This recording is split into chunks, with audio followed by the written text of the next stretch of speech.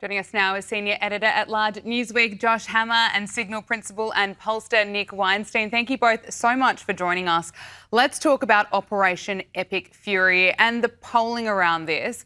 A Fox News poll found that voters are split on military action against Iran, and most see the country as, of course, being Iran a serious security threat. This Fox News poll found that 61% of Americans believe that Iran poses a real national security threat to the United States. Nick, what's your assessment, and what are the polls telling you about how Americans are responding to this operation? I think it's a little bit early to say for sure what the political implications of this strike are going to be. What's certainly clear is that in the lead up to this, the liberals on the left have spent a ton of time and energy ginning up this feeling that, a war against Iran would lead to, catastrophe for the American people in the Middle East. And, Americans are by and large focused on domestic issues. But from the very limited early polling that I've seen, this is at the very least a net break-even issue for President Trump. And this is at a time when President Trump's, job approval ratings have hovered in the low 40s for a while now. So I think he will take a break-even issue for now when it comes to the war in Iran. And I have a feeling if they continue to prosecute the war the way that they have over the last week plus, and get out of the Middle East having achieved their aims, are going to make the Democrats look really foolish. And I think ultimately the American people are going to embrace the action that they've taken. Now, some of the Democrats already are looking very foolish, aren't they, Josh? I mean, we've heard from Hakeem Jeffries, who claims to know how the war is going to end, saying that it's going to fail. Just back on the polling for a minute, another poll, a CNN poll, found that Republicans overwhelmingly back the strikes in Iran. This poll found that 77% of Republicans approve of the military action and 58% believe that it will reduce the threat from Iran. But it's interesting, Josh, we're not really hearing that from some even right-wing podcasters, are we? Yeah, Gabriella, I think two higher level points to make here. One is that the polling is very interesting, and I am a personal bit of a polling nerd myself, and I love firms like Cygnal that poll for sure. I'm just saying that when it comes to this particular operation, I don't think Donald Trump is necessarily looking at the polls, to be very candid with you. Yeah. I don't think that he expected this to be an 80-20 or a 90-10 issue. There's plenty of issues for that. There's biological men competing in women's sports. There's deporting criminal aliens, gangbangers, rapists, Mahmoud Khalil, people like that. There's plenty of low-hanging 80-20 or 90-10 political fruit. I don't think that Trump necessarily cares here because he is doing this for the very similar reason that he thinks that it is the right thing to do. Period, full stop, end of story. There are some people saying that Donald Trump campaigned against ending forever wars, and so he did. But paradoxically, contrary to what you hear from those same folks there, in my judgment, he's actually seeking to end the forever war that's been 47 years and running from the Islamic Republic of Iran against the United States, a regime that was really founded on the U.S. Embassy seizure back in 1979. It was founded on anti-American hatred there, and he's seeking to finally bring this seemingly interminable war to an end. I will say one interesting tidbit, though, about the polling, because to your point, Gabriella, you're alluding to people like Tucker Carlson, Megyn Kelly, some of these loud voices who have been very, very skeptical. And the media is portraying this as a MAGA civil war, the same way that they did last summer during the Operation Midnight Hammer, the B-2 bombing run.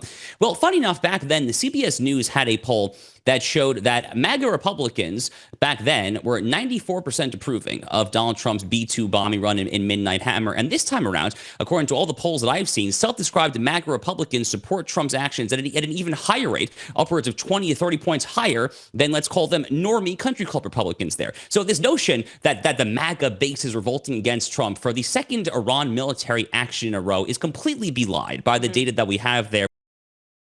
But ultimately, as I said earlier, I'm not sure that Trump is looking at the polls for this one there. I think he's doing this because he genuinely actually believes that this is the right thing to do. Absolutely. Look, Fox News reporter Bill Malugin asked House Minority Leader Hakeem Jeffries about Nancy Pelosi saying in 2011 that Barack Obama didn't need congressional approval to bomb Libya, but now Democrats say that Donald Trump needs approval to bomb Iran. Thank you, Leader Jeffries. Back in 2011, Nancy Pelosi said that then President Obama didn't need congressional approval to bomb Libya.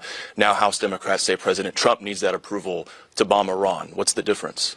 Well, obviously, Libya And the circumstances connected to that were very different than the circumstance that we face in Iran right now. I mean, I don't even understand the genesis or basis of that question, not suggesting that you're not asking it in good faith. Libya went on But for 7 months.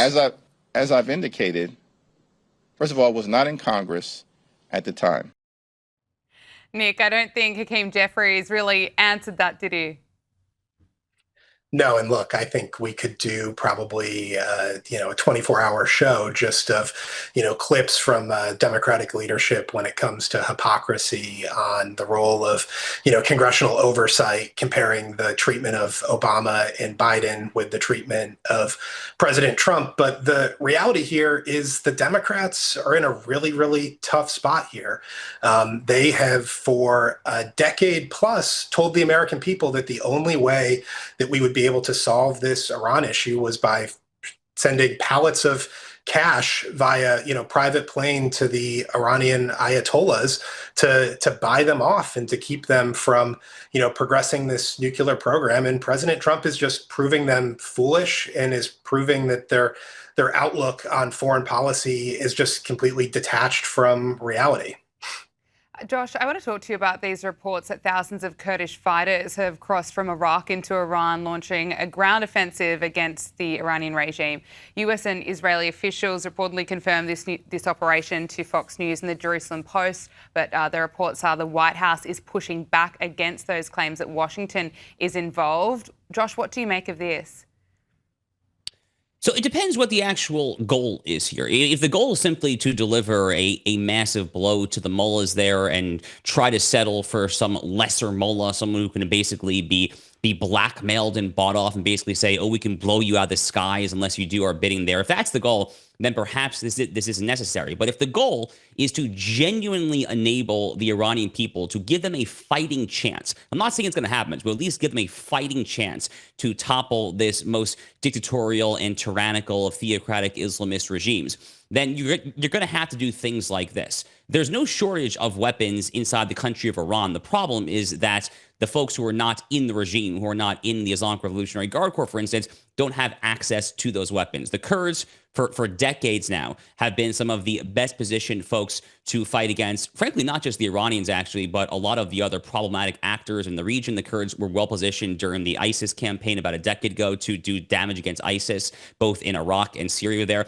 The Kurds have been some of the lesser appreciated American Western allies in the region for a very, very long time. Personally, I've actually been a proponent of forming some sort of new Kurdistan republic. I think that the Kurdish people, frankly, are actually very much do that. So I think, again, details at this very early stage are a little hazy there. But, and admittedly, I'll be the first to admit, Gabriella, the CIA doesn't always have the most spotless track record when it comes to arming insurgent groups. There was the infamous arming of the Mujahideen, back in Afghanistan during the Soviet occupation, back during the Reagan era. So we've messed this up in the past there. But the notion that the Kurds should be in a position to deliver some sort of damage to the Iran regime is a longstanding belief of a lot of very, very smart people in American foreign policy. And to me, it actually does make a lot of sense. Nick, can I get your thoughts? Yeah, look, I am also a little bit skeptical of these reports.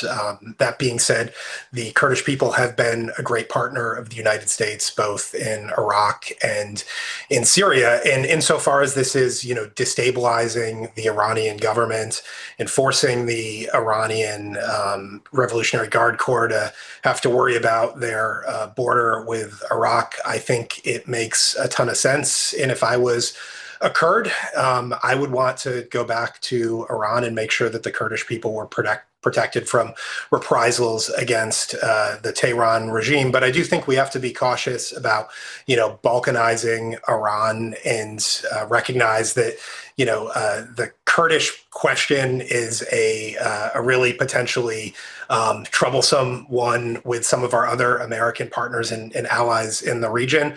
But that being said, I think it's all hands on deck to topple the regime in Tehran, and the Kurds are a great partner for us. Well, let's just talk about what is happening in the US of A. In Texas, Jasmine Crockett has lost the Democratic primary for the US Senate in Texas. Jasmine had declined re-election for her seat in the US House in order to run for the Senate, so she'll be out after this year. And just yesterday, she was already suggesting that there was a bit of cheating going on. Listen to this. Red has already stated We encourage each and every one of you to remain resilient. We cannot allow this type of behavior to be rewarded, because so long as they know that they can win, even if it means cheating, then they will continue to do it. So I am asking you, I am begging you to make sure that you go ahead and figure out where it is that you are supposed to vote, stand in line, wait in line.